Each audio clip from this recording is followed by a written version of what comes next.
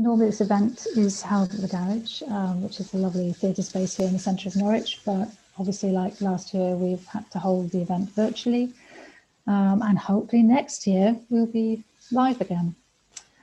So I'll just introduce myself. I'm Sian Evans and I teach script writing here at UEA, and I have the privilege of supervising the dissertations of some of our very talented students here. My colleagues Ben Musgrave and Molly Naylor, I believe, are also here, and Steve Waters, who oversees the MA, is also here. So he's on study leave at the moment, but he's here supporting the students.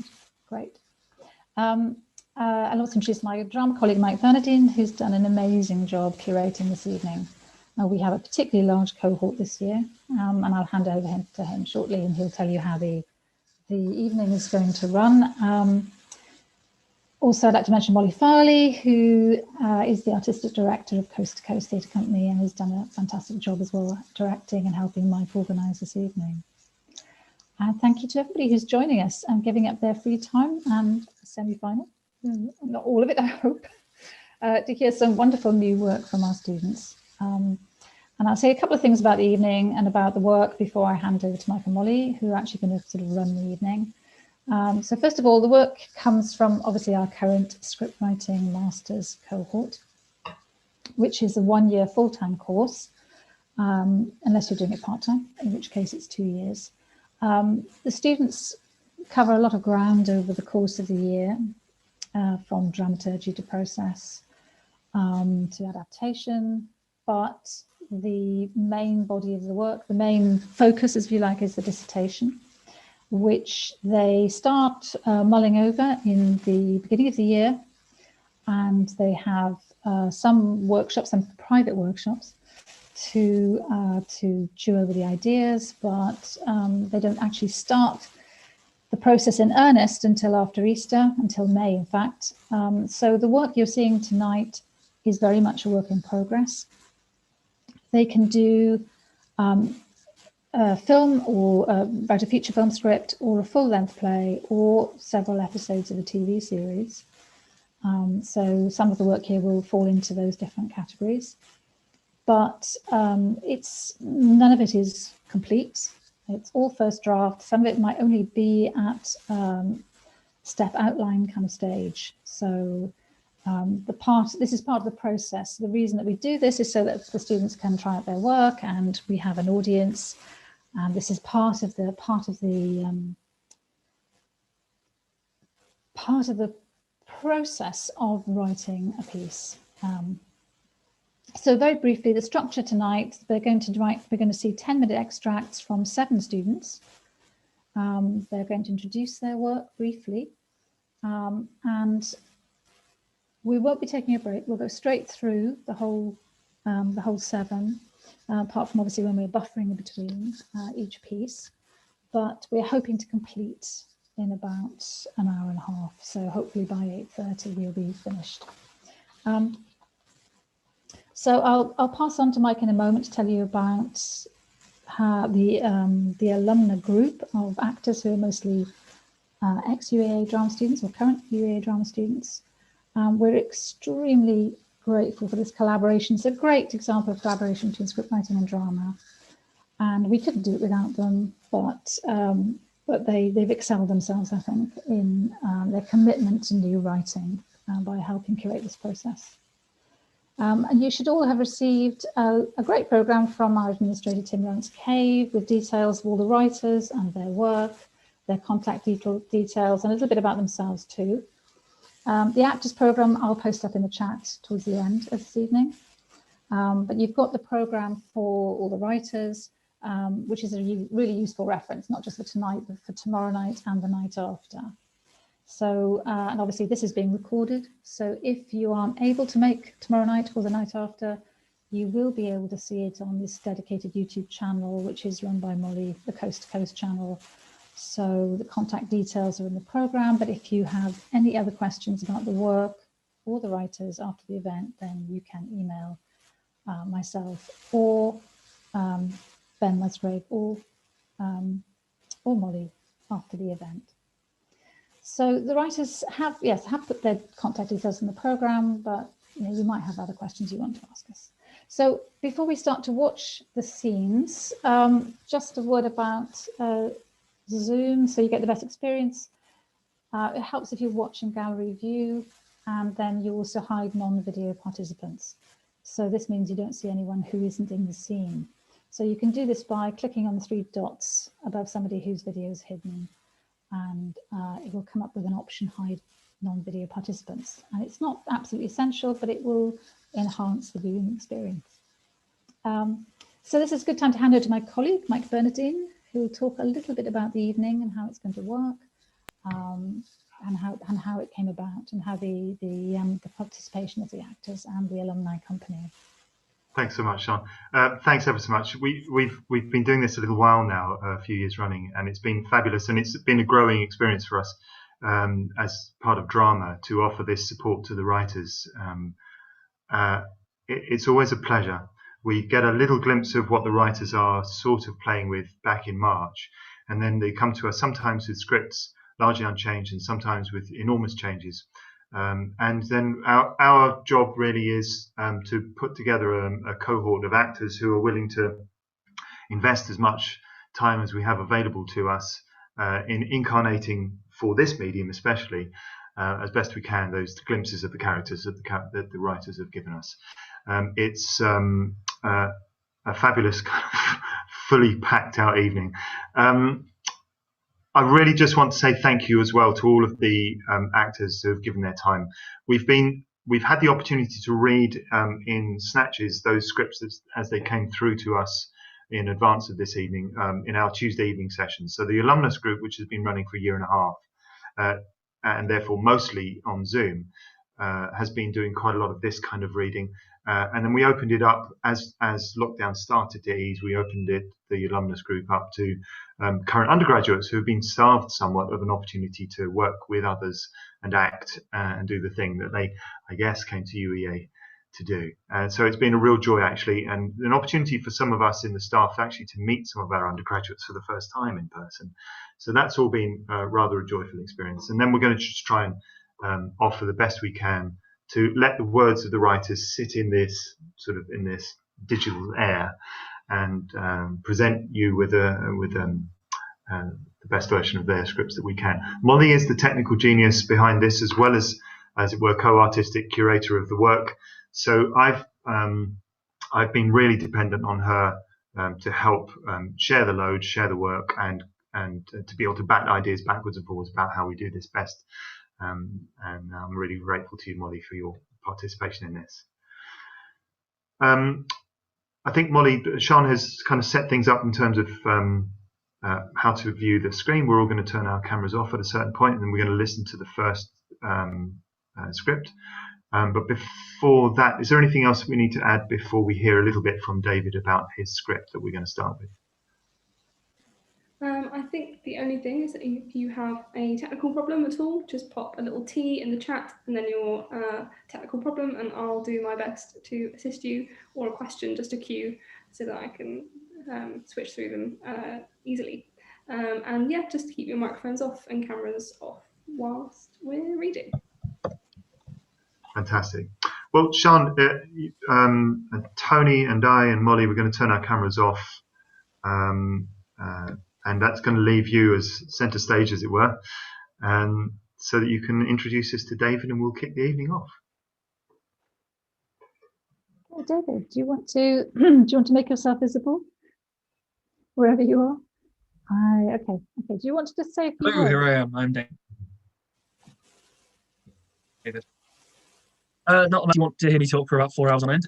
All I'll say is that exactly what Sean said. It is very much in its formative stages, and yeah, all I can say is so yeah, be gentle with me, and I hope you all enjoy it very much.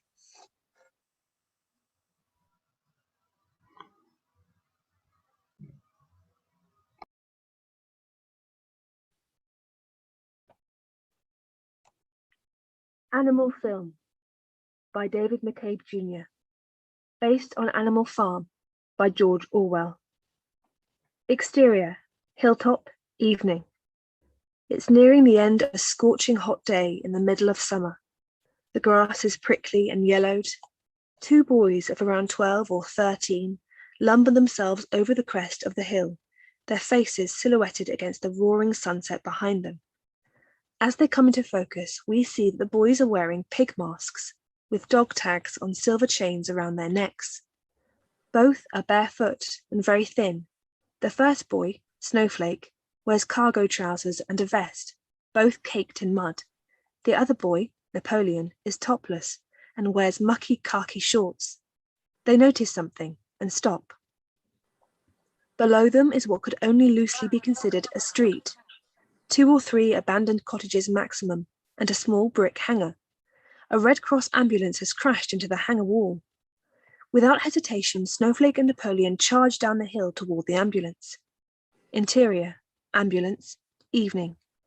The corpse of a driver lies rotting in the front seat, his bloody face mercifully covered by a gas mask. 2 bunny ears sprout from holes in the top. Snowflake and Napoleon's heads pop up in the side window. They try the doors, still locked. Exterior, street, evening. We watch as Snowflake and Napoleon break through the windshield with a hunk of rubble. Laboriously and without much dignity, they unfasten the driver from his seat and drop the body onto the ground. They climb inside. The 2 search the footwell for rations. Snowflake finds a mess tin and shows it to Napoleon. Napoleon snatches it away and attempts to crack it open with gnawed-off fingernails. Snowflake continues looking. He finds a canteen, he opens it and tries to pour some water into his mouth. Empty. Later. Snowflake and Napoleon take turns trying to break into the mess tin. Eventually it bursts open. Inside is some salad, a few leaves of lettuce, some chopped onions, chopped carrots. Napoleon takes one sniff and recoils. It's been off for a while. Interior, ambulance, night. The screeching of crickets. Snowflake and Napoleon lie in the back of the ambulance. They have no blankets and no pillows, too hot for that. Napoleon is naked, lying face down on the stretcher. Snowflake is on the floor. Through his mask, we see Snowflake's eyes are open. He is watching Napoleon, whose hand dangles above his face. Snowflake goes to grab it. Napoleon squeezes it back. Snowflake closes his eyes. Interior, ambulance, morning. Snowflake awakens. There is frantic buzzing outside. He gets up to inspect. Exterior, street, morning. A group of 6 men in puffy black boiler suits and paper fairy wings are bending over the driver. These are flies, and they are the source of the loud buzzing. Snowflake watches them feast upon the body of the driver. His insides are spaghetti and tomato sauce. The flies shovel the spaghetti out of the pilot's body and into their mouths, buzzing gleefully. Snowflake looks horrified. The flies look up.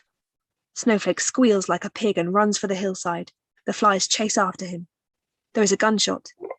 Snowflake drops to the ground. One of the flies falls backward. Another gunshot. Another dead fly. A third gunshot. A third dead fly. The rest scatter. Snowflake looks up. A figure stands on the hillside with a nasty-looking rifle. He wears a gorilla mask. Napoleon is climbing down from the back of the ambulance. Stay there. Don't move. Gorilla lumbers down the slope to join them. He puts his rifle to the ground and raises his hands. You're all right. I'm not here to hurt you. Snowflake and Napoleon say nothing. Are you boys lost? Gorilla goes to grab Snowflake's dog tag. Snowflake starts. It's all right. I'm not going to hurt you. He grabs the dog tag and reads aloud. Snowflake. He does the same to Napoleon's tag. Napoleon. Refugees? Snowflake and Napoleon nod. Where's your mum and dad? No answer. Gorilla nods. I reckon you lads ought to be coming with me. He heads back toward the horizon. After a few paces, he turns back. Well, come on then. Napoleon and Snowflake do as they're told. And cut. We pan back. We're surrounded by a film crew, cameramen, runners, etc. The flies get off the ground, miraculously cured, to get their blood packs refilled. The actor playing Gorilla, Paul, goes limp and tries to take off his mask. Paul! Dave, the director, is storming towards Gorilla. He is in his 60s with a bad case of middle-aged spread with white socks. What have I just said? It's 30 degrees. I don't care if it's melting. Keep it on your face, boys. He's looking at Snowflake, Charlie, and Napoleon, Elliot. You're not taking your masks off, are you? No. No. Dave looks at Paul with a "see, what's your excuse" kind of face, then walks off. They're not wearing 3 bloody layers. Dave isn't listening. He's bending over one of the cameras, double-checking that last shot. You right, lads? Yeah. Was that okay, do you think? Yeah, you were fine. Why? I mean, just because we've done it like 5 times now? You're doing fine, lads. Honestly, don't worry.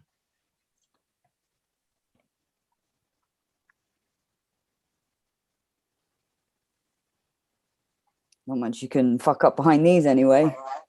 He gestures at the mask. The driver, buried up to the torso in a hole in the ground, is getting restless, looking for the signal from Dave. Am I getting out the hole or what? One more take, I think.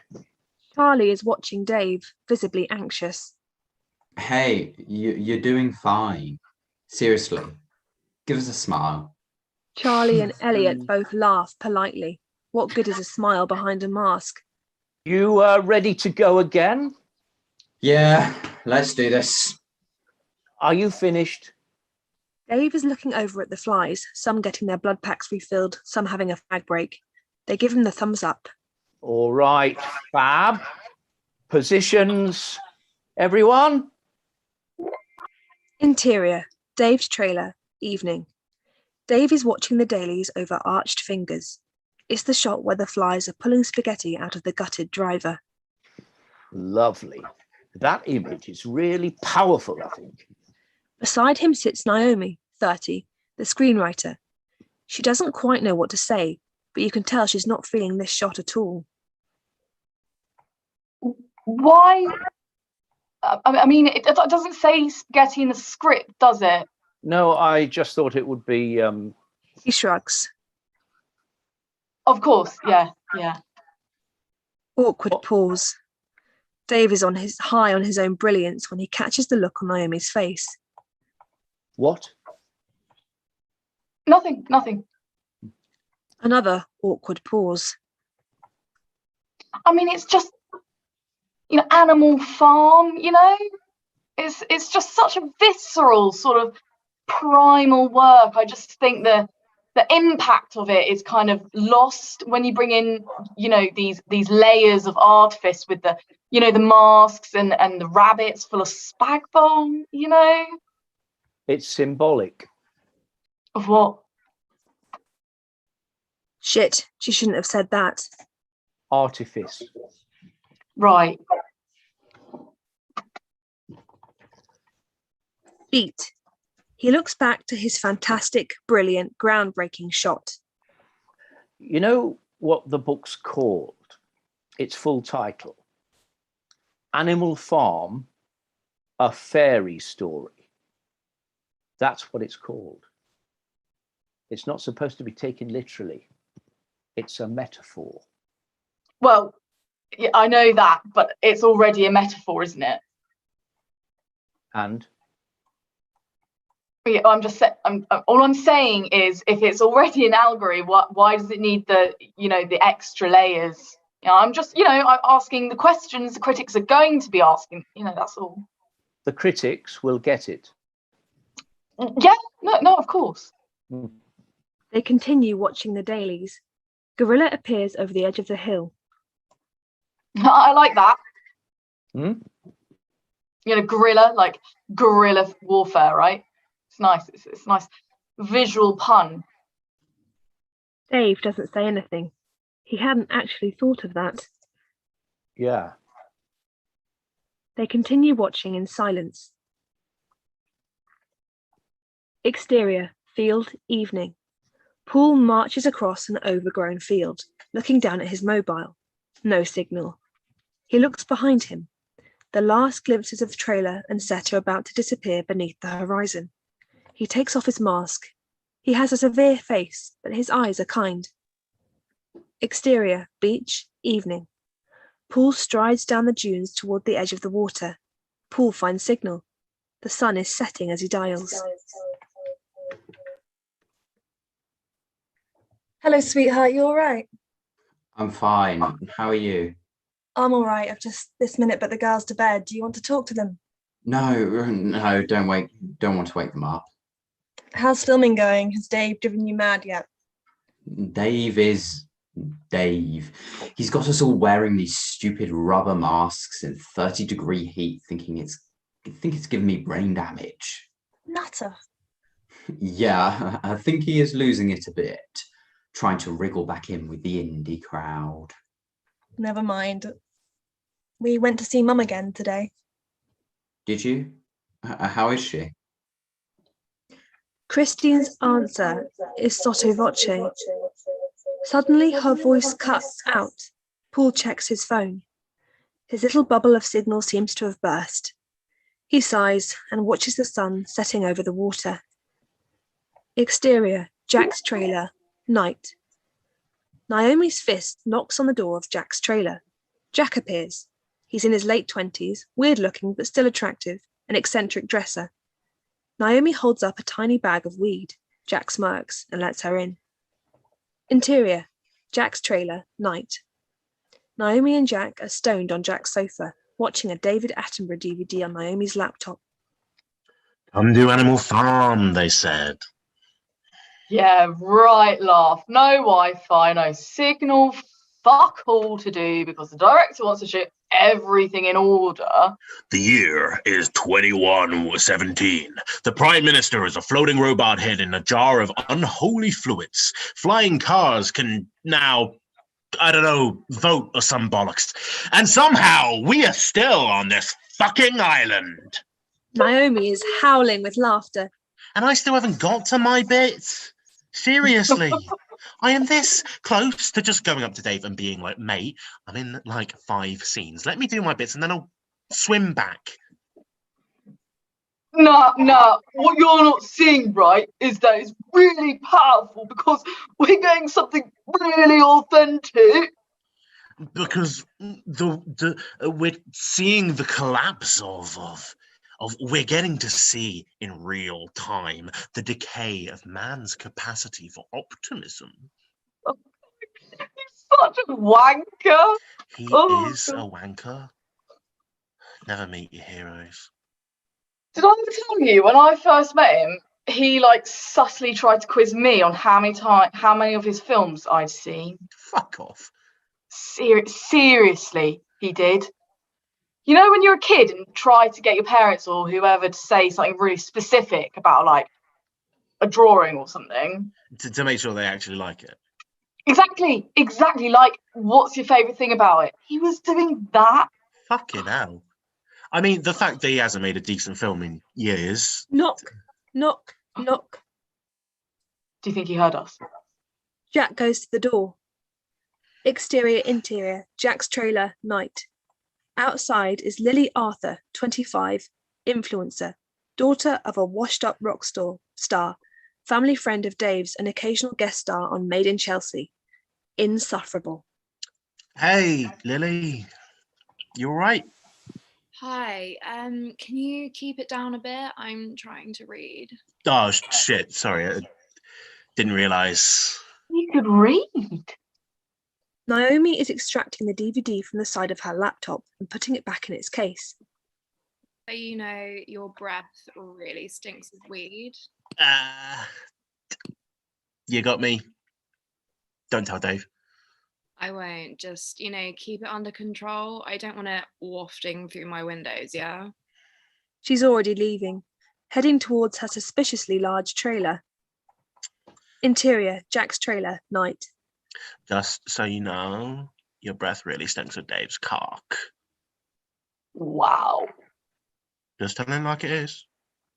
I'm saying nothing. Sexist prick. Naomi is packing her laptop back into her bag. You off?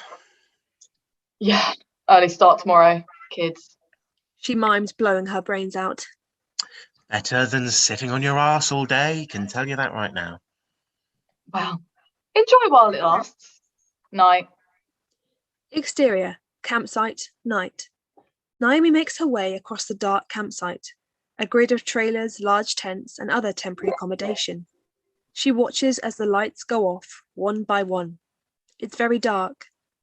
She's about to move on when a 6-foot gorilla appears around the corner of the nearest trailer.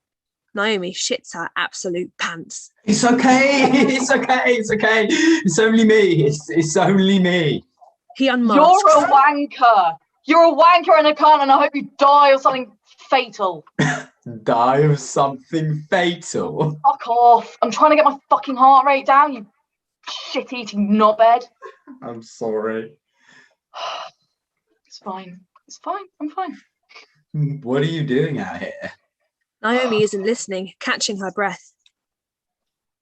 I said, what are you doing out here? Oh, I just went to Jack's for a spliff. What about you? What are you doing? Wandering around with that thing on? I was just coming back from the beach. I thought I'd, it was funnier in my head. Yeah, no shit. Want me to walk you back? Keep you safe? What, in case another nutter jumps out at me in a gorilla mask? Yes. Naomi looks round. It is quite dark. Yeah, could you? The two walk off. I'm sorry I scared you. It's fine. I'll make it up to you. To be fucking right, you will.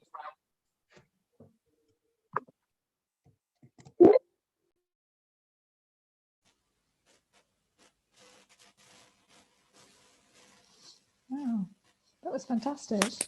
Thank you. What a great start. Brilliant. Thank you, actors. And thank you, Dave. Okay, Louise is next up. Louise Pesery, who's our French MA student. Her piece is called Virgin. It's a television comedy series about an 18-year-old virgin which is set in France. The scenes that are going to be read tonight are the first 10 minutes of the second episode. And that's it. I think I will now mute. Virgin. Virgin, episode 2. Interior, Julia's bedroom, bathroom, day. It's what? It's stuck. Stuck? It won't come out. And what am I supposed to do? Help me take it out? Wait, you made me skip my date with Emilio to help you take out your tampon. It's stuck. How can it be stuck? I don't know. Don't you think it's embarrassing enough? I don't even remember putting it. You don't remember putting it? No, I must have changed it at the party and then forgot about it. How long has it been up there?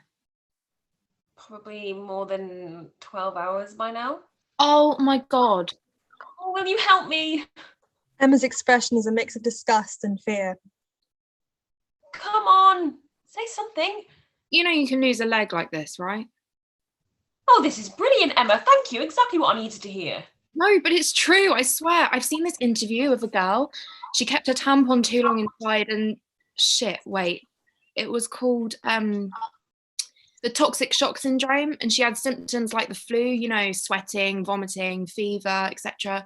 But when she arrived at the hospital, it was already spreading, so they had to amputate her. Julia is now deathly pale and has difficulty swallowing. Fuck, sorry. I didn't mean to scare you. Shit, what do you want me to do? I don't know. Help me find it. I can't find this stupid string.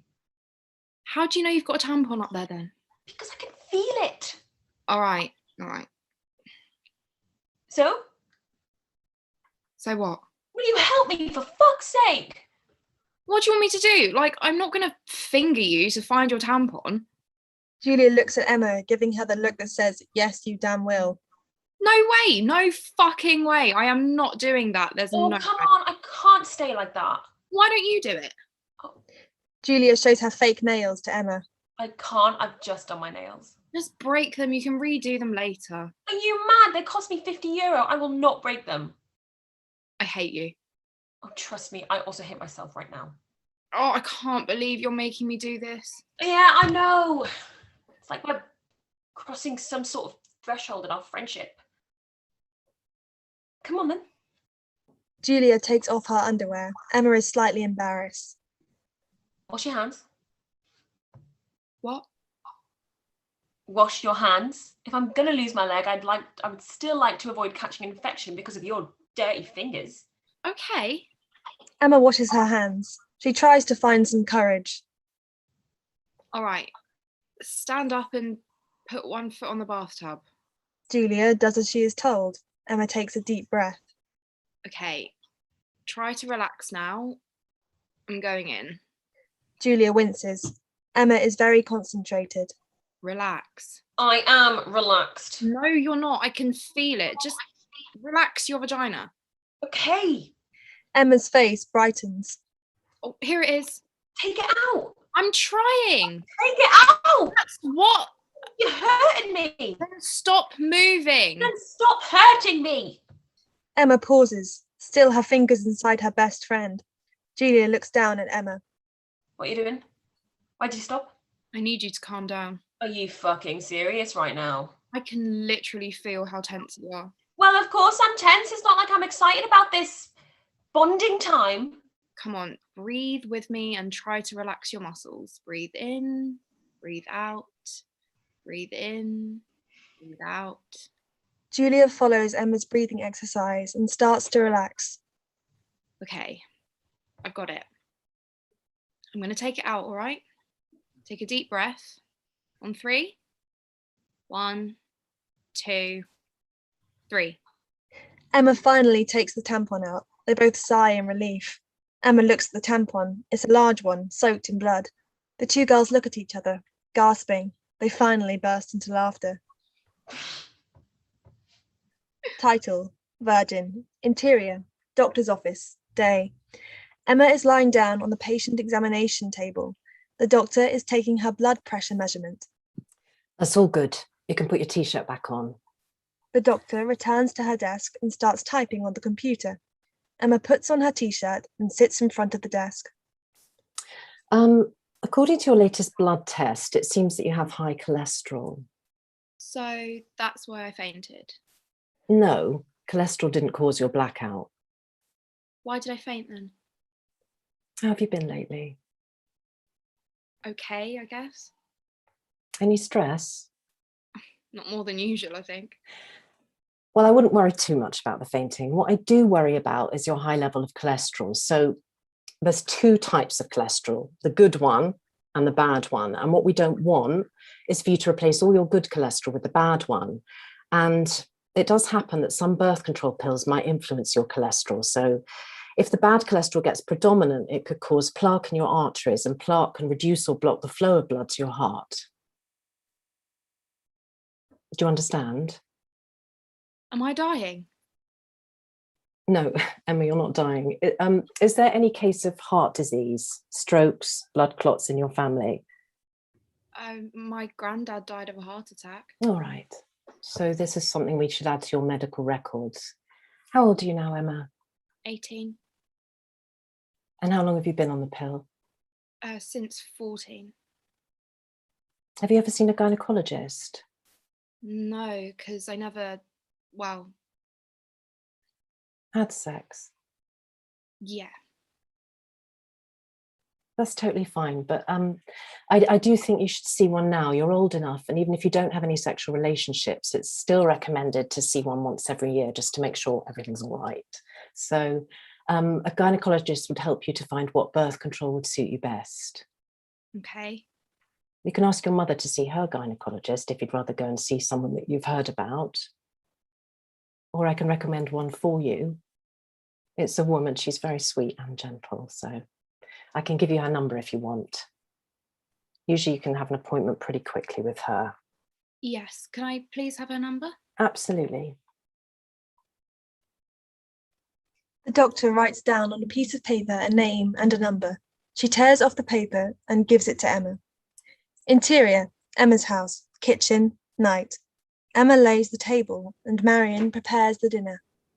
You should have seen Julia's face when Mrs. Coombs told us we're going to see a play. Sorry, who's Mrs. Coombs again? My literature teacher, Mum. Yes. What about Julia's face? Just imagine Julia sitting down for 2 hours in a theatre. Marion pauses and looks at Emma with a knowing smile. Right? Which play? I don't remember the title. It's contemporary. When is it? In a couple of weeks. It's on a Friday night, so we'll probably hang out afterwards. I don't think so. You are still grounded, remember? Oh, come on, Mum. I can't be grounded. I'm 18, and as far as I know, the law considers me an adult. I believe an adult is someone who's responsible. I am responsible. Not when you show up drunk to a family lunch, Em. All right, I made one mistake. Shouldn't you give me a second chance? Have you received your blood test results? Look at you changing the subject. So? Yes, I have. Why? Why didn't you tell me? What does it say? Nothing. Nothing? It must say something, Em. Can I see it? It's fine. Everything's normal. So why did you faint? Like the nurse said, I must have been low on sugar or something. Can't you just show me the paper? I told you, there's nothing to see. Well, I would like to see the paper. You're not trusting me? Of course I'm trusting you. It looks like you don't. I'm your mother and I'm worried about your health. But you have nothing to worry about, I promise. Emma hugs her mother and kisses her. Marion holds onto Emma and keeps her in her arms as long as Emma lets her.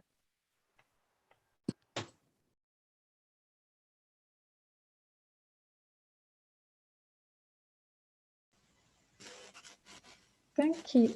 Oh. Thank you. That was really engrossing. Wonderful, wonderful performances. Brilliant. Next up is Jack Fairey, who can't be here this evening because his partner was involved in a car accident, but she's fine. He's just gone out to support her. So this is his introduction, which is very sorry I couldn't be here tonight. Life, as it seems to do, has come up with its own drama. So his play is called United, a stage play. And he says it uses the pressure-filled atmosphere of professional football to explore toxic masculinity and culture. In this extract, Megan, the first female manager in male professional football, is approached by a journalist brandishing photos of star player Aaron Kavanagh with his boyfriend. The other important characters in the extract are Sophie, a young activist, Mags, Aaron's mother and agent, and Sam Chapman, the chairman of the football club. So this is United by Jack Fairey. Megan's office. She sits with Sophie and they're in fits. You're kidding. Nope, broke his nose. And you didn't get in trouble. You think security's going to throw out a weeping teenage girl crying about how scary it all was? She puts on a pathetic voice and screws up her face into a horribly adorable expression. You got balls, kid. Oh, bugger off. Never needed balls. This does just fine. She grabs her crotch. You never been in trouble? Oh yeah, I was a teenager once, little girl from the Midwest. Suddenly at the University of Portland, world was my oyster. Found very few pearls, but broke some shells. Not recently. Once I got into the public eye, you gotta be on your best behavior. Oh, bollocks. Surely that's the best time to cause some trouble, when people are listening. But they're not listening, are they, Sophie? They're looking for any excuse to back up their well-held belief that you don't belong. Why do you want to belong? That's when change happens, from the inside. Right. So that's why you won't sign my petition, from the inside. Beat. It's tense but playful. How's it going? Oh, I spend my weekends getting abused by middle-aged men, so pretty much my life hasn't changed at all. If it helps at all, I do agree with it. I'd sign it if things were different. Yeah, I know. But it doesn't help. I'm sorry if it's harsh, but if it don't, I'm not judging. I'm just saying, you could help, you're choosing not to. Like I said, not judging. Just respect you enough not to mollycoddle you. You're a grown woman. What happens if I get fired, Sophie? You get a bloody big severance package. Everyone out there who believes consciously or subconsciously that a woman doesn't belong in men's sport, can't belong, not good enough, not strong enough, not male enough. They're all proved right. All of them. And what happens to those coaches, referees, execs, all those great women who deserve a chance? I set them back 10 years, at least. No, I can't fail. I succeed, then I can pull them up, and when there is enough of us, then we change it. You're aware that's exactly the logic Hitler used to get into power? Use democracy to destroy democracy? I don't want to destroy, I want to change. Sophie considers. She gets up. Some things are past changing. Some things need to be destroyed. There's a knock at the door. That's my cue, I think. See you around, coach. She exits. Megan sits there, deep in thought. The fan reporter enters.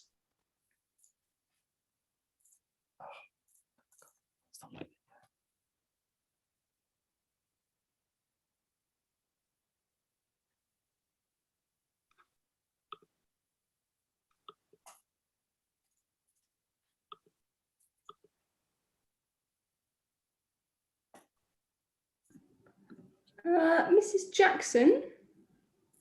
Not married, kid. What do you want? Thanks for agreeing to see me. You haven't been very good at taking no for an answer, so... No, I'm persistent. That's a word for it. Go on. Spit it out. It's late. The fan reporter reaches into her bag and takes out some papers and a USB stick. She puts the USB on the table and holds the papers close to her chest. What am I looking at? A USB? No shit. It's got these on. She hands her the papers. She takes them bored at first. Then her eyes widen. She stares at them. Holy shit. They're real. Promise. No photoshopping, nothing. Those are real. How on earth? I'm not going to reveal my process. Part of good journalism.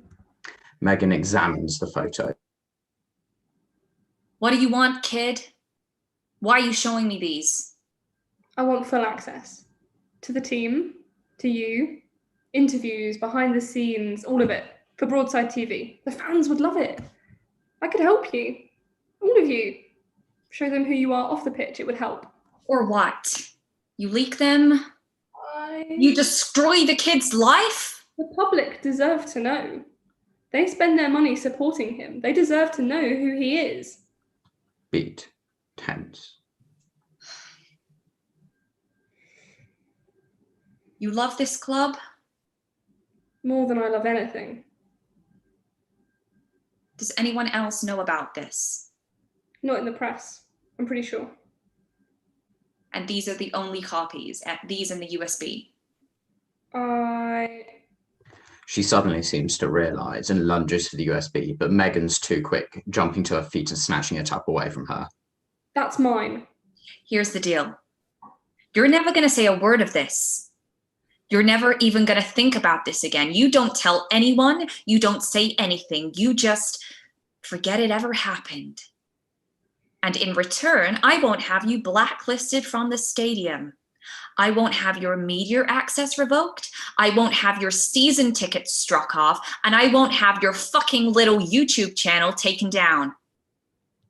And you don't think I can't do that?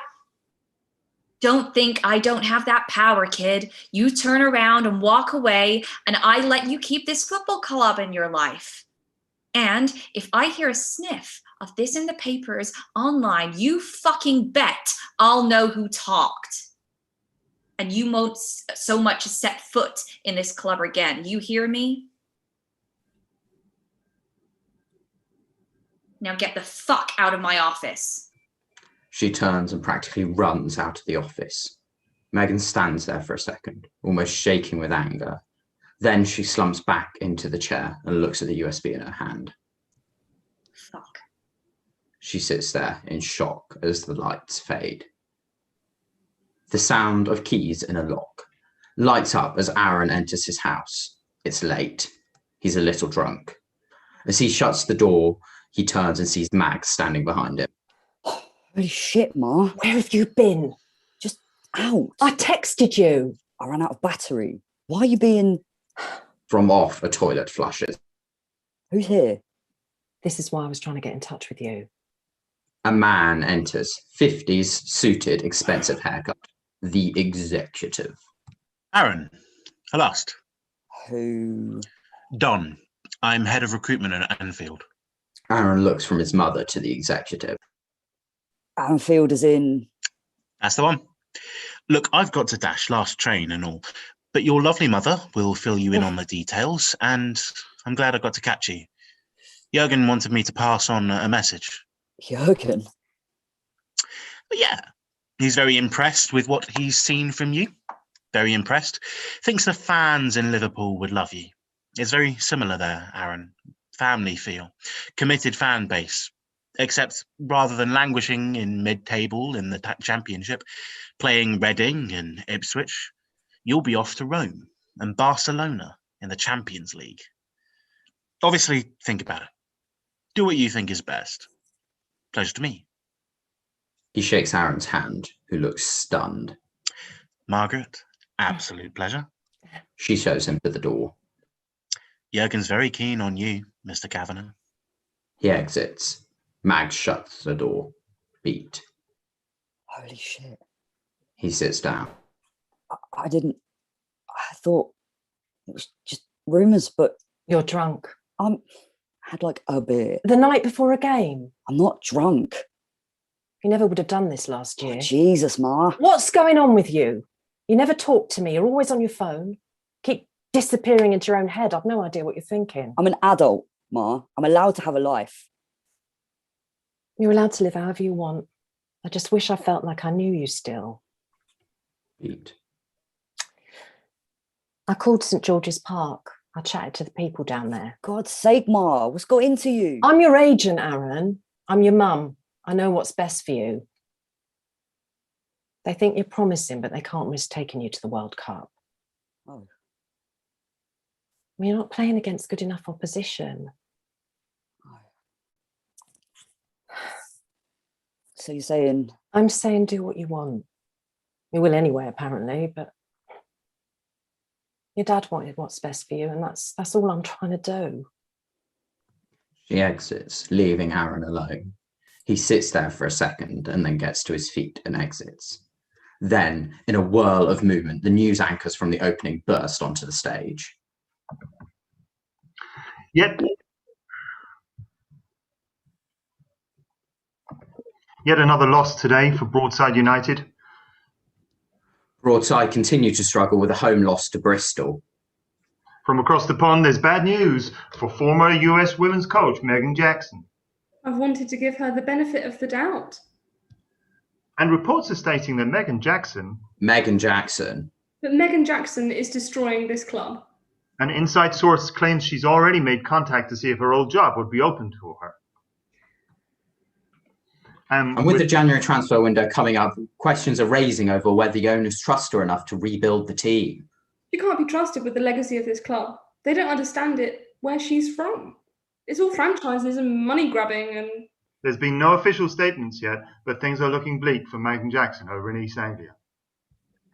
The stage is split. On the left side, Megan's office. On the right, Sam's office. Sam is sat at his desk, typing. Megan enters into her office and stands for a second, hands tense, eyes closed. Then, suddenly, she hurls her bag across the room, grabs a lamp and shoves it to the floor, throws the paper from her desk, pounds the table with all her might and screams in frustration. The moment passes.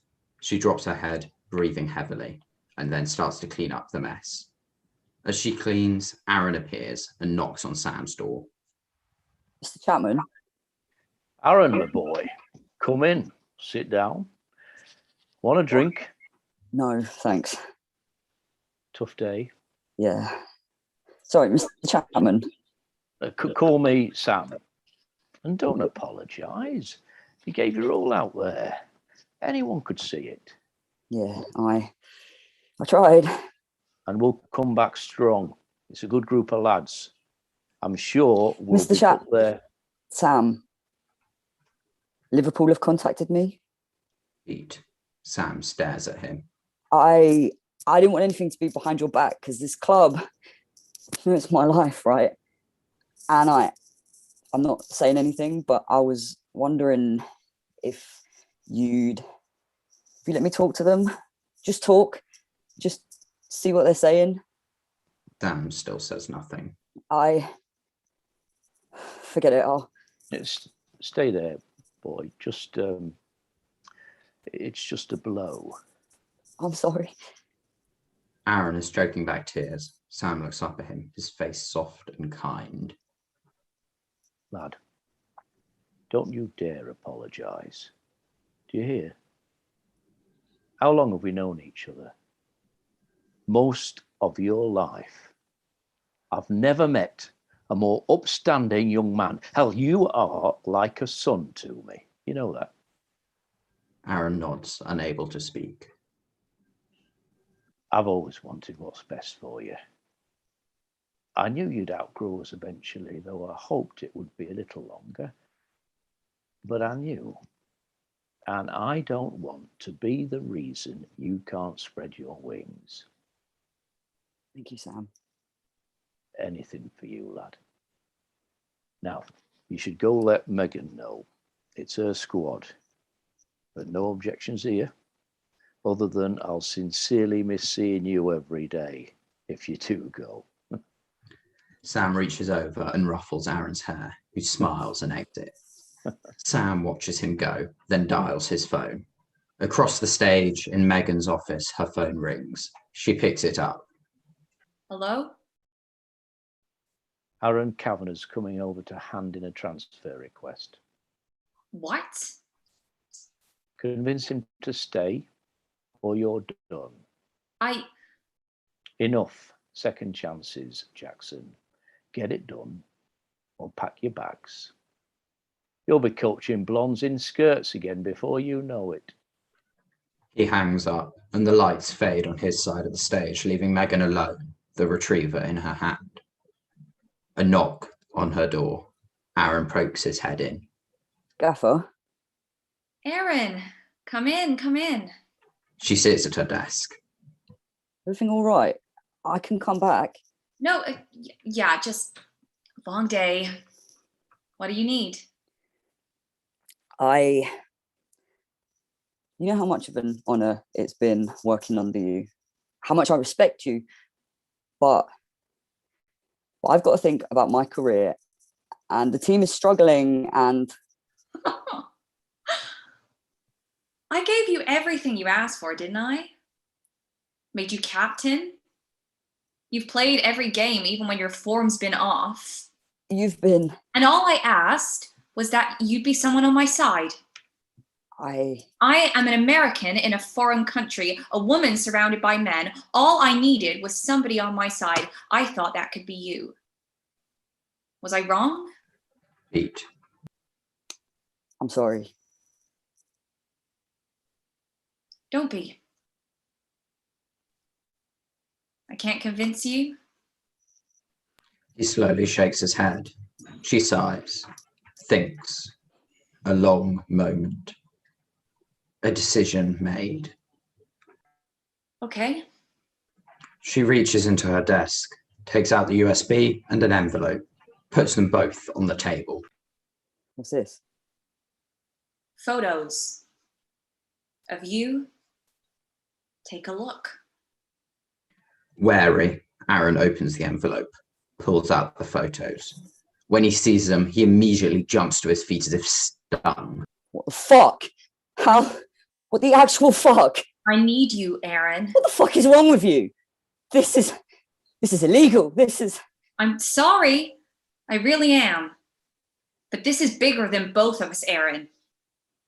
You'll understand someday. He's shaking, the photo still clutched in his hand. Megan picks up the USB. I need you, Aaron. And you need these not to get leaked, so what'll it be? He just stares at her. The sound of a crowd begins to build. Jeering, whistling, angry shouts. And now we hear some of the words. Only just, but they're there. Slurs. Homophobic and sexist slurs hurled from the sidelines. The long, shrill blast of a whistle. Blackout. End of first half.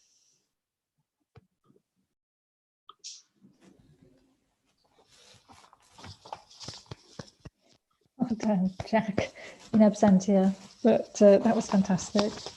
Thank you so much, actors. Brilliant. Next up, we have Lindsay Sharman with Ghosted. So, Lindsay, do you want to say a little bit? Yeah, hello everyone. So this is an audio drama and we recorded this scene a couple of weeks ago. So thank you so much to Tara and Katie for doing that. Tonight's scene would come in just before the midpoint in the second act. And by this point, it's been established that Beth, who owns the lighthouse, is extremely isolated and running away from something. And that something is embodied by Kira, her former best friend from university who she ghosted 10 years ago.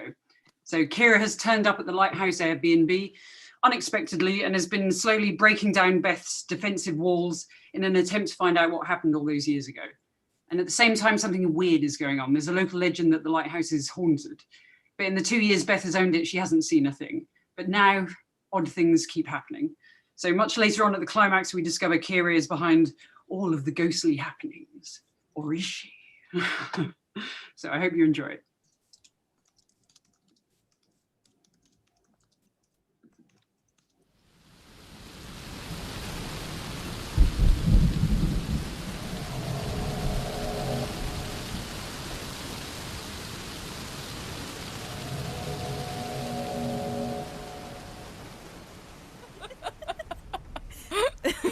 Second year, do you remember when Jake with the samurai sword? He spent weeks doing that massive painting. The sexy pixie! Oh, watch out, the glasses. The sexy pixie with her legs splayed out like a roast chicken. It's not a pixie, Kira, it's a succubus. Oh, stop laughing. Do you remember? I don't laugh at your dream. Oh, dream? Of what? Shagging a smurf? Being an artist. Artist? He did it, though. Did what? He sells digital art on Instagram now. He's got 500,000 followers. No. Really? Yup. Full-time artist. You're kidding. What does he draw? Pixies. Pixies? Sexy ones. And sexy elves, sexy hobbits, sexy Gandalf. Bloody hell. Living the dream. I should go. Wait, not yet. Talking of the past, look. Your old tarot cards. I gave you those. 14 years ago. This pack were a child, it'd be drinking by now. At 14? I was. Yeah, me too. Not right though, is it? Do you want kids? Well, that's a loaded question really, isn't it? It's just a bit, as a woman, the subtext and the, do you know what I mean? Cards tell us. Will Beth procreate? Oh, don't do that. Oh, come on, it's fun. It's not though, is it? Ooh, tarot's scary. I'm not scared, I just don't like it. I never liked it. Yeah, you did. First card. The world. Ooh, nice. That's a really good one. Is it? See? Nothing to worry about. Next one. Uh-oh. Oh, for God's sake, I knew it. I said I didn't want to do this. Death's a good card. Oh, yeah, brilliant. It means rebirth, transformation. Oh, except in this instance, I suppose. Well, come on then, tell me. So, this is a past, present, future spread. The world is in the past. The world at your feet. New experiences, opportunities, all in the past. Great. And then we have the present, death. I'm dead, right now, am I? Like Bruce Willis in The Sixth Sense? Not actual death, the kind of spiritual deadness, maybe? Yeah, that's me. Dead behind the eyes, old Beth, haunting the lighthouse. Right, I'm off. Don't be silly, we haven't done future yet. The transformation from caterpillar to butterfly. Well, maybe I don't need to turn into a butterfly. Maybe I'm a butterfly already. Oh, yeah? Yeah. You just didn't see it happen. Didn't give me the chance, though, did you? Good night, Kira. Is that it then? Is that why you fucked off? I was standing in the way of your metamorphosis into a butterfly. Oh my god. You really want to go there? I'm not talking about this, and it's late. It's 10 o'clock. I have to get up early tomorrow. For what? I'm your only guest. There's nothing to do within 20 miles of this place. You don't even have a dog.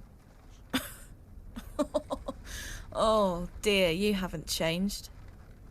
What does that mean? I haven't seen you for a decade, Kira. You know nothing about my life, and yet you just assume that I don't have anything to do that's more important than you. That I cease to exist when I step outside your vision. I don't think that. I never thought that. Did you think I did? Oh, I'm not talking about this. We clearly want to, with your little speech all prepared. Speech? Maybe you're just not used to hearing me talk. So come on then, talk! Take the lead for once. Step out from the shadows, Beth. I already had, 10 years ago. And yet here you are. What exactly is this, Kira? Are you on the 12-step programme? Come to apologise? Looking for absolution? Absolution for what? You're the one who ghosted me. You're the bad friend. Get out of the way, please. You're blocking the stairs. Beth, you can't just say all that and then storm out. I'm not storming. I'm walking quite calmly away from you, like I did 10 years ago. It's not calm, it's anger. You're boiling mad. You just never admit it. You had it then too, and we'd get drunk and I'd say, come on, lance the boil.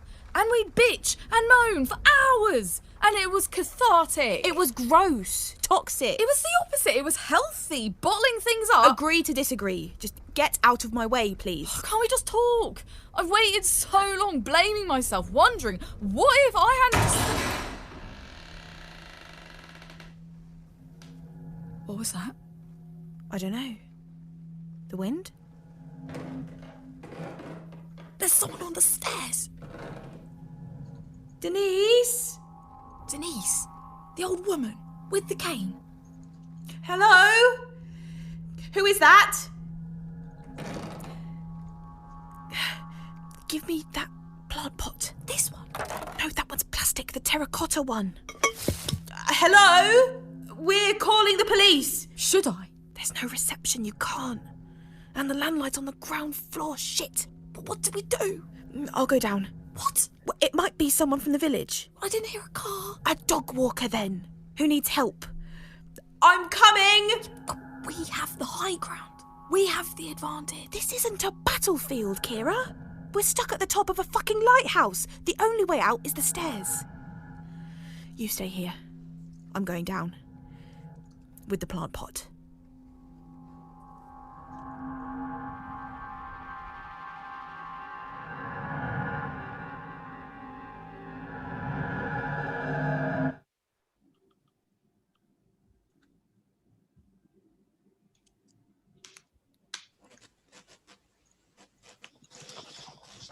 Oh, well done, Louise.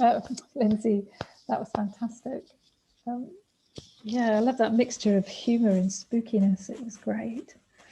Okay, next up we have Rosalie Pratt, whose piece is called Spin. So Rosalie, do you want to say something? Yeah, sorry, I have COVID. I'm the first girl, so this is a play about going through a breakup and being accused of abuse. This particular couple of scenes takes place at the beginning of the second half, middle of the second half, and yeah, it's very much a work in progress. These are the only two scenes so far.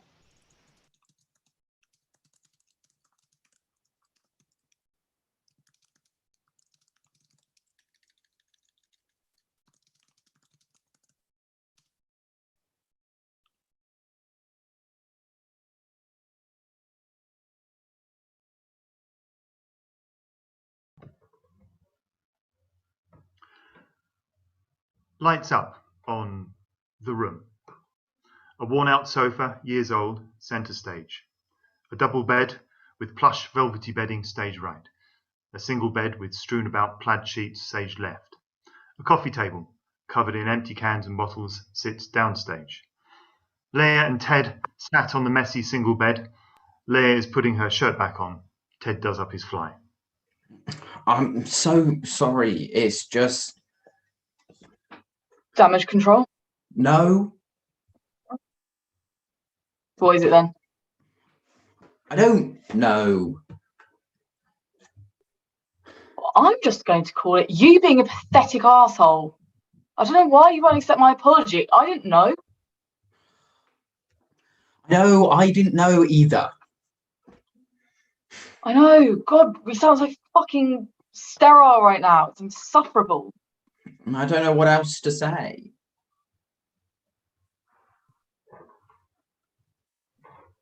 It doesn't have to be like this. Say it doesn't matter. It matters, though. All of it does. He's your ex, my friend, and you've hurt him. No, sorry, you can't say that.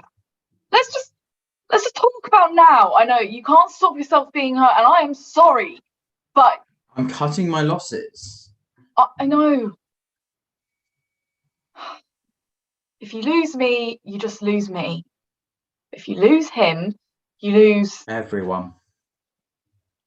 No. No? No, you lose the people that stop your life being so difficult. You never made my life difficult. Shut up. It takes two to tango, remember? You were so horrible to me sometimes. Just think about that. It'll make this easier for you. Oh, fuck off. Leaving me is easy. Fuck off. Nobody's leaving you. You're leaving me. It's just the simpler way. Then don't say I didn't make your life difficult if it'll become easier without me in it. Okay. And make the bed. It looks like we've been through a cyclone. Confused, Ted starts making the bed. I get it, though, ultimately. I understand. Yeah? Yeah. You won't even have to explain yourself this way. You'll content me. I hadn't thought about that. I figured. I'm sorry. It wouldn't have changed anything. You overthought your way to this conclusion, so I doubt anything could have stopped it. You're probably right. I can't stop you doing this, but please, come clean about everything to do with us. I can't. What will happen if you do? People will keep being angry with me. No, it'll just still be him. I don't like people being angry with me. I hate myself for what I did, and all he does is remind me about it. And I don't. It's what we did, remember? All right, carry on. What terrible things will happen to you if you don't do this? Because all I know is that the man you're currently trying to appease has accused me of being an abuser. He has asked our friends to cut me off, and you were the first to jump ship without even fucking knowing it. What do you want me to do? Stand up to the man who has never been anything but a two-faced liar to you. I don't care who says he was abused. A cunt is a cunt. Don't say that. What? That he's a cunt? No, the abuse thing. It doesn't feel right. It didn't happen, for God's sake. Do you think this is all about you? Yes. Wow. He hates me for not loving him anymore. And he hates you because he thinks that you got what he's missing out on. And God knows what would happen if he knew that you were still getting it. What? You love me? Yes, but not like that. Nearly never like that. I care about you and we sleep together. He's just jealous of that. Calling someone physically abusive is way too serious an accusation for it to be about this. Says the guy cutting me off over it, but fine. And I agree. But I'm also not the one making the accusation. I'm just taking the fucking brunt of it. I don't know if anybody believes him. Do you? Of course not. If, according to him, you hurt the ones you love, then surely I would have taken a hit at some point. Well, but... Happy? No. Why not? Because I've been accused of fucking domestic abuse and you're sat there ditching me because you feel bad for a liar, a cunt, a man who gloated about cheating on me. I mean, come on, Ted. This should be clear to you. It's not that simple. Oh, simple isn't the fucking word. I can't keep going around in circles with you. Don't worry, you won't be for much longer. Sighing, hands to his temples, Leah sits up, watching as he goes. Love you, mate. By the way. She goes and sits on the freshly made bed. Something that started that well had to end badly. I'll see him soon anyway. Lights down. Lights up. On the single bed is now messy again. Clothes scattered across the floor and the sofa. Condom wrappers discarded on the table. Ted, wearing only his boxers, sits up in bed next to Leah. She's wearing a large rugby shirt and is laying down in the bed, facing away from Ted. They both have messy bed hair and have just spent the night together. Ted furrows his brow as he takes a sip of water from a glass on the floor. Why did you call me a fuckboy? What? Last night, you called me a fuckboy. No, I didn't. He laughs and rolls over to face it. Yes, you did. Leah sits up. She takes the glass from his hand and has a sip. No, I said that you come across like one. And you know why I said that, Ted? Why? Because you asked me if I thought you were one. We're about half an hour into our first ever conversation, and you asked me that. It's suspicious. Oh. Yeah, weird that was your first thought this morning. Leah chuckles to herself. Ted turns away, embarrassed. She pulls him back over and kisses his cheek. He holds her face as their lips meet. Leah pulls away, grinning. I mean, you might be one. Hey. I don't know you that well. We know each other pretty well now, Leah. We've been friends for what, 6 months? And I thought you said I didn't seem like one. You don't. But people are complicated. They're little caterpillars that grow into beautiful butterflies. And sometimes those butterflies Play with girls' feelings in order to make it easier to sleep with them. Acknowledging the problem is the first step. Well done. Pats him on the back. I'm just kidding. I use mockery to gauge my boundaries with people.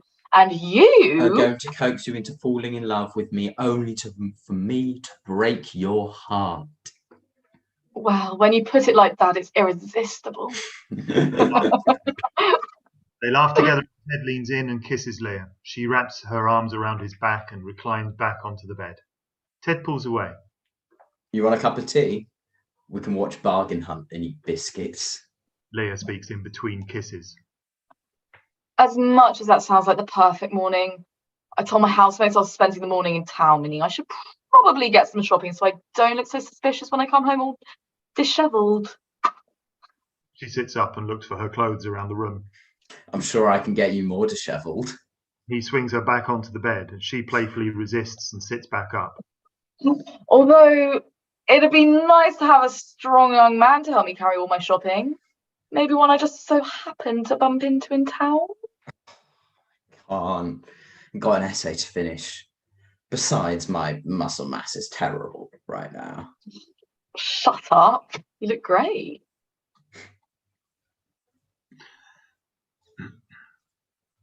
You're too nice to me. And don't go abusing that kindness. I won't. Promise. Leah sits at the edge of the bed and gets dressed. Good. Then next time you can come to mine. It's a 40-minute walk home from here. He gestures to the double bed across the stage. And remember, the secrecy was your idea. Okay, so minimal interaction at pre's, no text previews, definitely no necking off in clubs. Friends do this all the time. I'm sure nobody would find it weird. I have the nice bed anyway. Points at the beautifully made double bed across the stage. Ted looks over and nods. Leah shoves her phone, keys and wallet into her pockets and heads out. Ted rushes to put some clothes on and see her off. Ted catches Leah as she's by the door. Leaving without saying goodbye? I'll see you again, won't I? As soon as possible. What are you doing tomorrow? You going to be at Alice's tonight? Oh, yeah. She's having that joint birthday party with Mike, right? Yeah, Alice and Mike's joint birthday. You okay? Yeah, I forgot it was a joint thing, that's all. Goodbye then, if I'm seeing you later anyway. Leia nods and they embrace. She rests her head on Ted's shoulder as he squeezes her tightly. She smiles as he rubs his thumb against her back.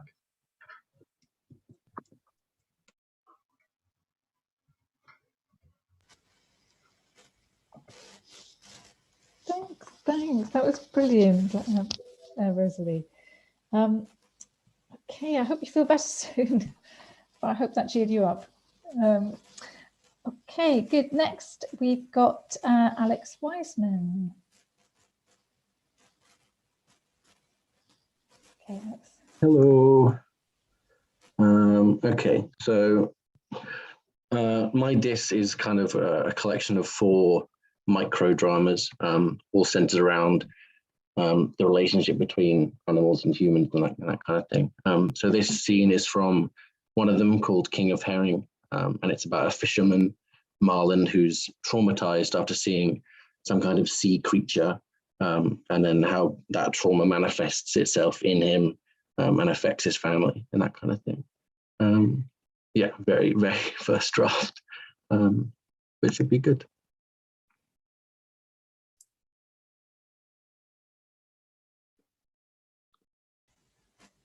A dining living room, space set up for Christmas dinner, an old harpoon hung on the wall, an armchair in the corner facing outwards. Marlin, 60s, sits in it, tense, gaunt. A few moments. A stagnant evening hum. Dory, 60s, enters wearing an apron. She stands at the threshold, Marlin facing away in the armchair. Marlin. She puts her face in her hands briefly. Marlin, do you want to give him a ring? See if he's on his way. I suppose if he's driving. I asked him to bring some of those pigs in blankets that you liked last year, the ones from that friend of his with the farm, Peter, or something. I can't. Darling, She slowly moves into the room, sits on a chair around the dining table, faces his direction. Do you want me to? Never mind. Marlin shifts in his seat, makes a slight noise. I said, never mind, darling. You're not even listening, are you? Sat there in your fucking mood. You're not even listening. No matter what I said, you wouldn't listen. Not even if I said, Marlin, the house is on fire. The house is flooding. Not even if I said, Marlin, I'm going to go stick my head in the oven and leave it there till I die. Not even then. Just sitting there. Sorry.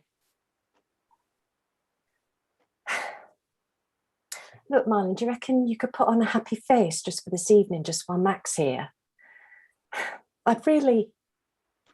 And Mac would appreciate it too, I'm sure. You don't have to say much, just, hello, how are you? Bye. Can you do that for me, Marlin? Please.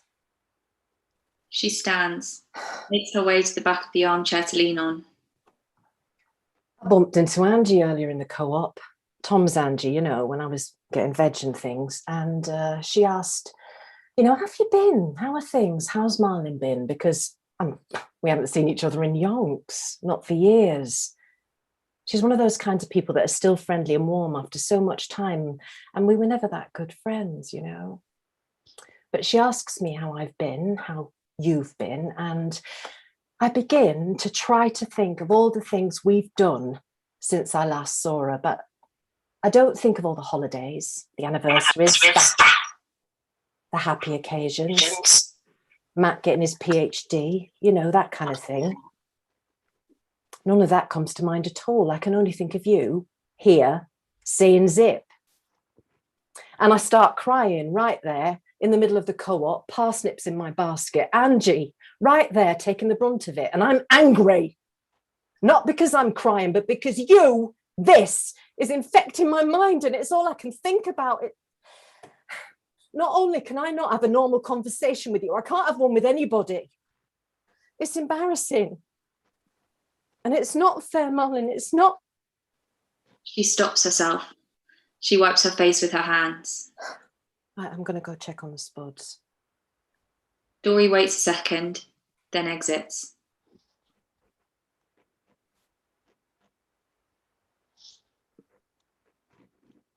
Marlin hits the side of his head a few times with his palm. A few moments, the front door opens and closes.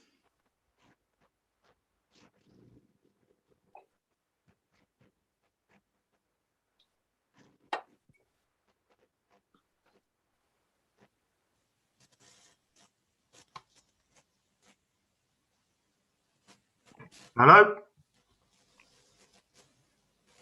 Mac, 30s, enters, taking off a long coat. Father of mine, good to see you. Sorry for letting myself in. I still have my key, but it's bloody freezing out there.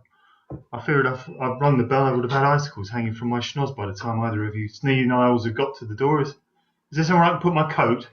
The hanger seems to have moved since I was last here. Where's Mum? You haven't left her to do cooking, have you? I was going to bring something, but, well, I didn't. Dad, are you all right? Mac moves over to Marlin, placing coat on the table. He now sees him properly. He squats by the side of the armchair, takes Marlin's hand. Jeez, Dad, you look awful. What have you come down with? Mum? Dory enters. Mac, why didn't you ring the bell? What's up with Dad? He looks like death. He very well could be, for all I know. What? It's fine, darling. Let's just try and ignore him for now. What? Well, what's wrong with him? What's wrong, Dad? Come help me with the food. Dad, can you tell me what's wrong? Are you okay? Oh, you're not going to get a peep out of him, Mac. What is it, dementia? No, it's fine. He'll sort himself out. How long has he been like this? A few weeks. A few weeks? And you didn't tell me? Well, I didn't want to worry you. But you still invited me over for Christmas. Well, I thought you'd worry more if I didn't, and I hoped that your father would be normal by now. And I was lonely. Have you told anyone? Called anyone? Well, why ever not? I don't know, Mac. I don't know. I wouldn't know where to start. Well, I don't know. Use your brain. How did it start? I mean, you say he's been like this for a few weeks. So what happened a few weeks ago? Well, he got back from a voyage. I thought he'd retired. No. They almost didn't go because the catch from the voyage before was dire and many of the lads didn't see the point. But of course, your father insisted. He was confident it'd be worth it. But when he got back, he came in mumbling something to himself about a creature. Not a word or even a look at me. And then silent. I haven't known what to do with myself. Seeing him like this it's not. The egg timer goes off again. Oh, fuck. Dory exits. Mum, where are you going? To stuff my head in the oven. What do you think?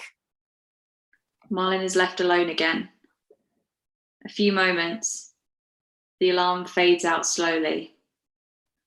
Marlin speaks shakedly but stoically.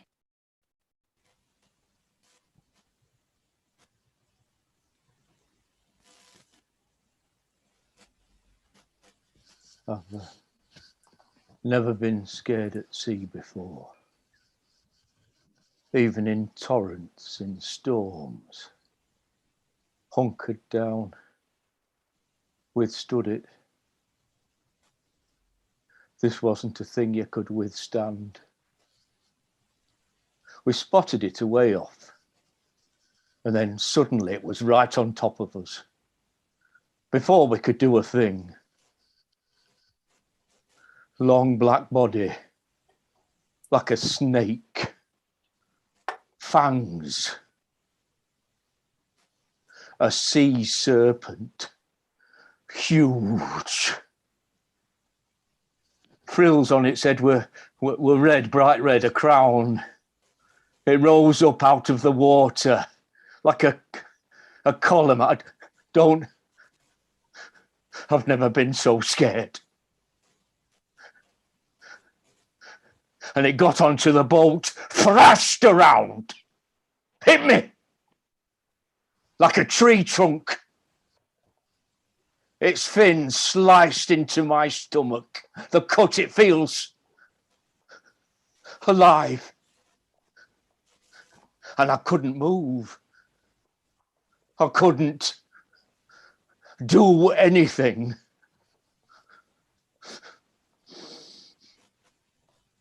And it swallowed him.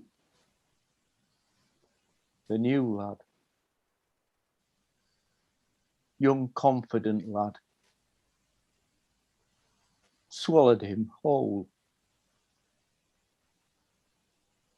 Then it swam away, fast as it came, with the kid in its belly. Nothing I could do. Nothing I could do. Breathing, it's difficult now. And all I taste is salt brine. The skin around the gash is green with rot. It's hardened and segmented and it shines like I can feel myself changing into what I don't know.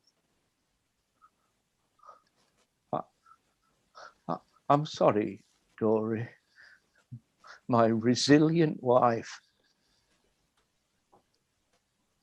I don't think I'm the man you love anymore. Water. I need water. Marlin pushes himself up, lumbers out. Scene 2, a week later. Mac enters carrying a duffel bag. He's taking care to not make too much noise. He picks up his coat from the table and starts putting it on. Dory enters unnoticed. Mac? Mac jerks round.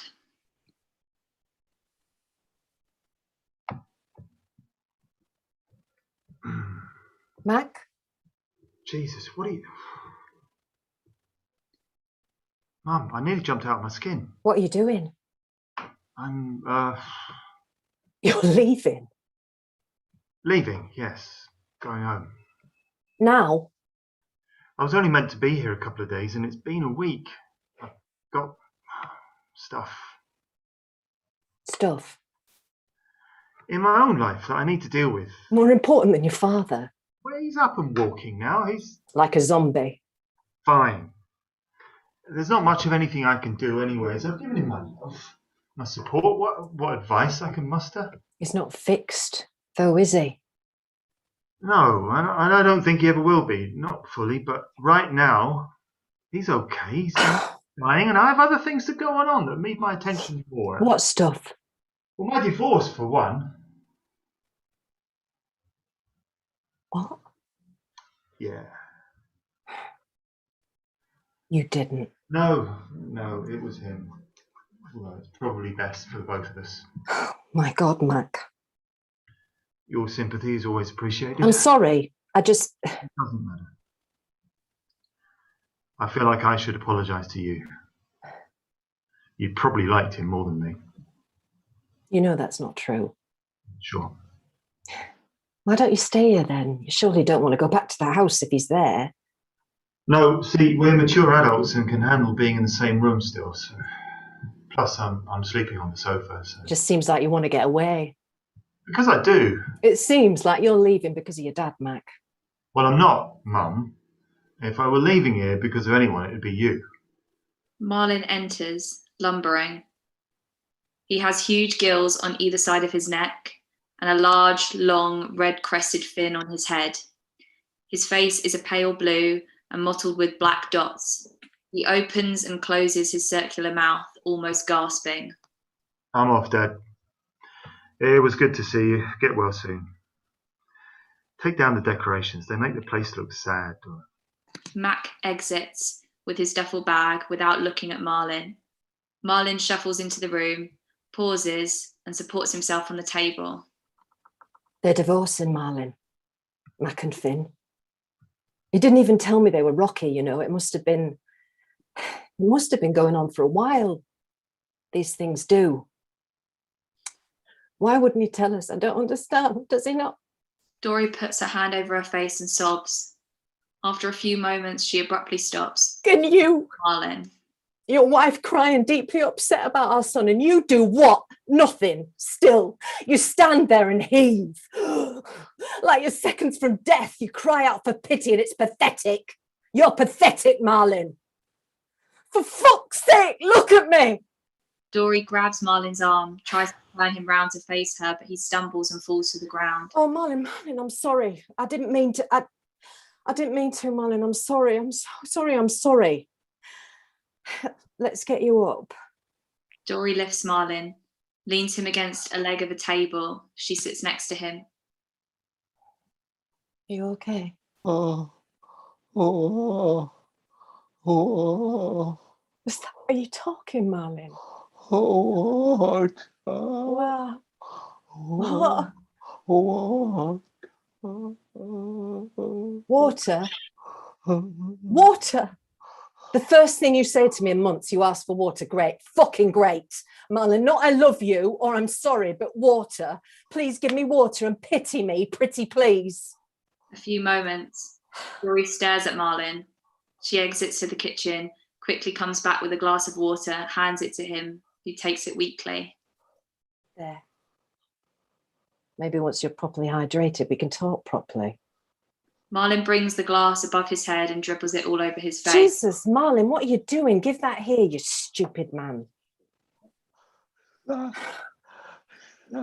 you. You're welcome. I don't know what to do with you, Marlin. I don't know whether I should be coddling you and holding you in my arms, rocking you back and forth, or put you in a box with newspaper like a wounded pigeon, or ignoring you, shunning you, waiting for you to come back to your senses and stop this nonsense. I just don't understand how a sea creature could make you feel like this. I don't understand why you don't just stop it. Be normal again. Oh, I wish I could. You're making this difficult, Marlin. You're not making it easy to want to help you, but I do. Of course I do. Of course I do. I just don't know how or where to even start. You're this big, heavy hunk that hardly moves or talks, like a boulder I have to roll around the house and sleep next to every night. It's been really rather miserable trying to love you, you know, but I have, and I do love you.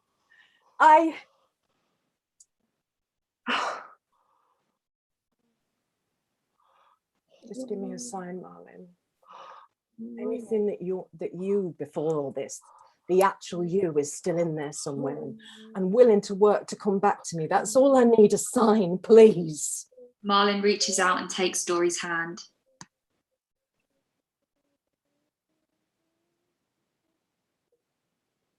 Right, okay. Good. Dory considers the hand, straights it. A few moments. The front door opens, then closes. It's me. I forgot my coat. Like the idiot I am.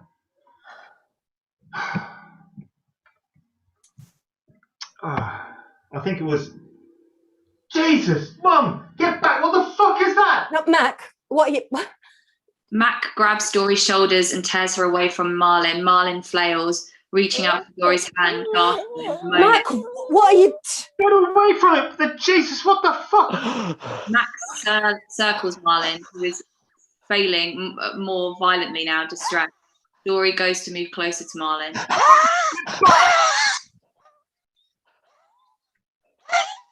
What are you doing, Mac? Mac reaches up and grabs the harpoon from the wall, points it at Marlin and jabs the air. Dad! Where's Dad? Where's Dad? Is he Look, safe? he's... Yeah! Get up! Stop! Let go!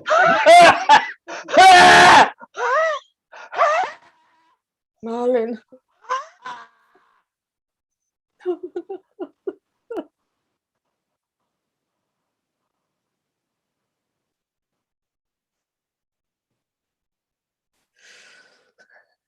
What? Mum, what's... Dad? Dad?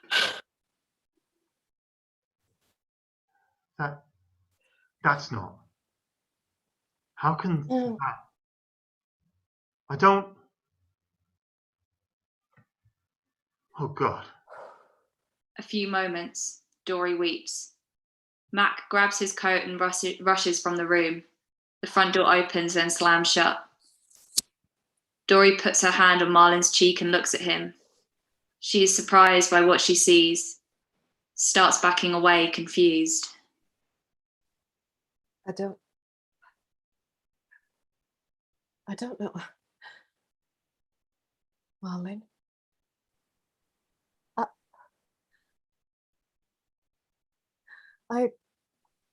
Dory scrambles to her feet, rushes out. A few moments, end.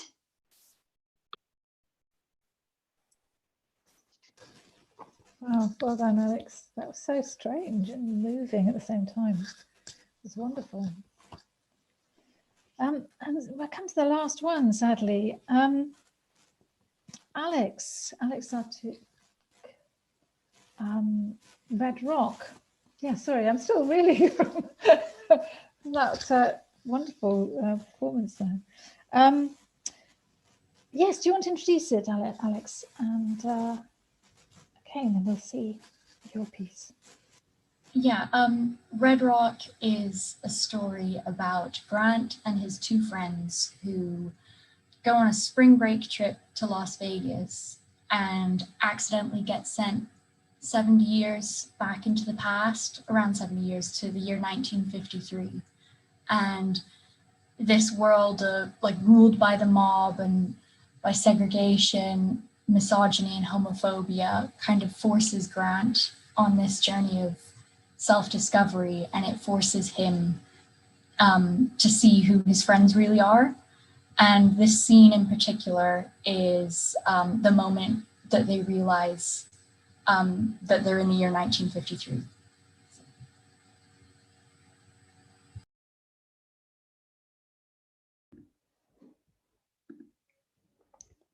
Exterior, back of Chevrolet pickup truck, night. Grant, Andrew and Clayton sit in the back of Paulie's 1951 Chevrolet pickup truck as he drives towards the city. The road is rough and the three of them are thrown around in the back. There is a clang from between them and the boys look down to a plastic tarp. Grant pulls the tarp back, revealing a shovel alongside other tools. All right then. What are we thinking Paulie was up to in the desert tonight? Because this is like body disposal equipment 101. Nah, he was probably just... Maybe he was burying a pet? Oh yeah, sure. A pet. He's all right. How in any way did he seem all right to you? Because he was nice enough to give us a ride in the middle of the night after we got lost in the desert. I would define that as a nice thing to do. Yeah, and he did all those nice things because he's got an ulterior motive. That being, he's going to murder us. Will you relax? Remove the steak from your ass and calm down. We've got to ride back to the strip and we don't have to pay for an Uber. We still have loads of time to go out tonight, and Katie from yesterday DM'd me asking me to meet up again. And how is that last one good for us? It's not, but it means I get to spend the rest of the night away from you. I see some benefits to that. Paulie's not going to murder us. And even if he tries, there's three of us and one of him. And one of us happens to be a Division I athlete. You wear a leotard and roll around in a ring with other dudes. It's called a singlet, and it's very important in the sport of wrestling. If by important you mean they allow everyone to stare at your junk, then sure, they're very important. The truck drives over another bump, and the boys are thrown around slightly in the back. Were the roads this shitty when we came out here? Well, Clay was too busy trying not to puke everywhere, so he probably won't be able to answer that one. How was I the only person hungover this morning? You guys are such pussies. The whole point of this trip was for us to get fucked. You can enjoy yourself and also not get completely shit-faced. It's about finding a balance, Clay. Oh, shut up. I expected more from you. Even Grant managed to leave for someone last night, and we all know he's hopeless. Grant looks awkward. He sneaks a glance over to Andrew. I'm just selective. Yeah, but no offense. You have no right to be. How am I not supposed to be offended by that? Because I said no offense. You're such an ass. The truck turns into a more highly trafficked area of the city. Ugh, I'm just being honest, man. In all these years I've known you, I don't think I've ever watched you hook up with someone. Yeah, and thank God for that. Why would you even be watching me anyway? Is there an old car show going on or something? What? Well, look. Surrounding them on all sides are old cars, Buick Roadmasters, Crosley station wagons, and more. Maybe, or maybe they're filming a movie down here? Yeah. Grant leans over the side of the truck towards the front window. We're staying at the Mandalay Bay. If you could just drop us off there or somewhere nearby, that'd be great. Ah, I can't hear you. The Mandalay Bay Hotel. What is that? The Mandalay Bay. It's right next to the Four Seasons. I don't understand what you're saying to me. Never mind. Just drop us off anywhere on the strip. All right, all right. What's up with him? No clue. I could barely hear him. Did you tell him where we're going? Of course we told him. He just said to drop us off somewhere along the way. Great. More walking. Paulie continues to drive and soon enters the strip. There are bright and colourful lights everywhere. The streets are crowded. They pass a bright red sign that says Flamingo, and further down a large golden sign that says Golden Nugget. The three boys look around, confused. What? Where are we? Grant bangs on the side of the truck, catching Paulie's attention. Hey, Paulie, let us out. Paulie pulls over and the boys jump out. Paulie, where are we? What do you mean? We're at the strip. This is where you asked me to take you. Yeah, but do you know we can find the Mandalay Bay? Honestly, I have no clue what you're talking about. I've never heard of a Mandalay Bay before. What? A couple on a date pass by. They're smartly dressed. The man is in a suit, and the woman is wearing a flowery calf-length dress. Her hair is styled in voluminous curls. The woman looks at Andrew, Grant, and Clayton and giggles. They all turn to look at her. What on earth are they wearing? What the fuck? Was she talking about us? She's the one dressed like a debutante. They look around. Everyone nearby is dressed similarly. As they walk by, they all stop to stare at the boys. Something's not right. The music from Paulie's radio ends, and a man with a transatlantic accent begins speaking. Earlier this morning on March 17th, 1953, the first nuclear test site in the Nevada Desert Test Site under Operation Upshot Knothole was nationally televised. The bomb, named Annie, had a yield of 16 kilotons and was said to be larger than a little boy. The bomb dropped on Hiroshima, Japan in 1945. Grant, Andrew, and Clayton stare at each other in shock. What? It's 1953? Is he drunk? Is that why you guys were out in the desert? You got drunk and then you got lost? Is it 1953? Wow, you've really had a lot. Probably best to get him into bed soon, boys. He's gonna have a one hell of a hangover tomorrow. I gotta run. Maybe I'll see you boys around sometime. Paulie drives off, leaving Grant, Andrew, and Clayton alone on the sidewalk. 19. Come on, he's full of shit. Andrew stares around wildly at all the lights and signs. Grant moves towards a rack of newspapers outside of a nearby shop and pulls one out. We are not in the strip. This isn't... Guys. Andrew and Clayton run over to look at him and look at the newspaper. The headline is about the same nuclear test set for the day. The date reads March 17th, 1953. No. No way. This is a joke. This has to be a joke, right?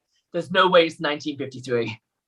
Are we on Impractical Jokers? punked? Are there hidden cameras? Well, I don't understand. Like, how would... Guys, this isn't real. We're just dreaming. Then how are we all having the same nightmare?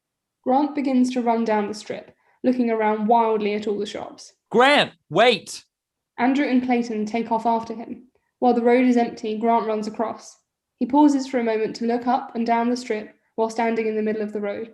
A few cars pass by and honk at him. Grant! Get out of the road!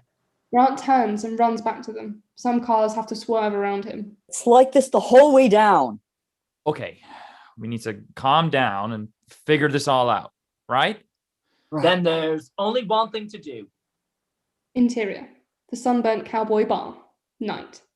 The boys clink their beer bottles together in a cheers. They are sitting in an area of the bar that is relatively empty. They each take a large gulp of their drink. Okay, so let's just pretend for a moment that it's 1953. How did this happen? I think the answer is that we're dead. Oh, come on. Let's be serious for a second. I am being serious. How is my logic not rational here? We're either dead or we've just discovered time travel. Shh. We're not dead. How are you so sure? Because Clayton's here with us. Oh, fuck you. Okay, so we've time traveled. What happened? Do we need to retrace our steps? Okay, so we went for the hike, and then there was the earthquake. Do you think that was it? The earthquake? Maybe it wasn't an earthquake. Maybe it was some kind of a trigger. The cave. What? What? The earthquake caused that cave to open up, and we went in. I thought it was weird that we basically walked around in one big circle in there. We came out the way we came in. So what? We just walked through a cave with 2021 on one end and 1953 on the other? That's the only thing I can think of. Well, it makes some sense. Okay then, let's say Grant's right. We're here now and we know how to get home. Why don't we have a little fun?